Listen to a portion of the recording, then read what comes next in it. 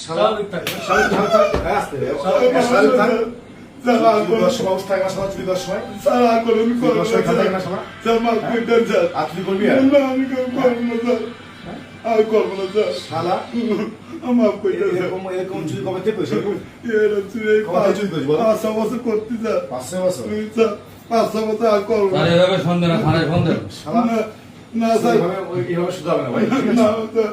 আমি সেটে দেখে আমার ব্যানে পুলিশ বাড়িকে ফোন দেখি এসে আমি সেটা দেখি সেটা কোথায় দেখি আমার সেটা কোথায় আমার সেটা কোথায় দেখি ও পেয়েছি আমি ছেড়ে বল সেটা চুপ। আমি সেটা বল দিই আচ্ছা একটু যাচাই বাছাই করে নাটক তো সব যাচাই বাছাই করে চেয়ারম্যানের নাম্বার কালেক্ট করে হ্যাঁ ফোন করুন। আচ্ছা এসব ওই যে সঠিক কিনা? ওই যে বাড়ি কোথায় বললি যশোর কোন জায়গায় ওই জিগর বাবা বলবে জিগর গাছায় তুই কি করে আসলি তুই এখান তুই কি করে আসলি তুই কিভাবে আসলি কিভাবে কদিন ধরে আইছি স্যার কদিন ধরে?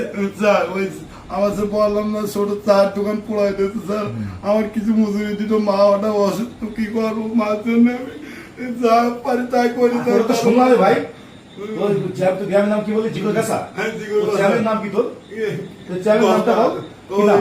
চেয়ারম্যানের নাম স্যার ওই মোহাম্মদ আজিজুল ইসলাম আজিল ইসলাম না আজিজুল ও আচ্ছা আচ্ছা এর আগে বললি করিমুল ইসলাম এখন আজিজুল ইসলাম কেন? না না আজিজুল ইসলাম এবার সঠিক বলছে।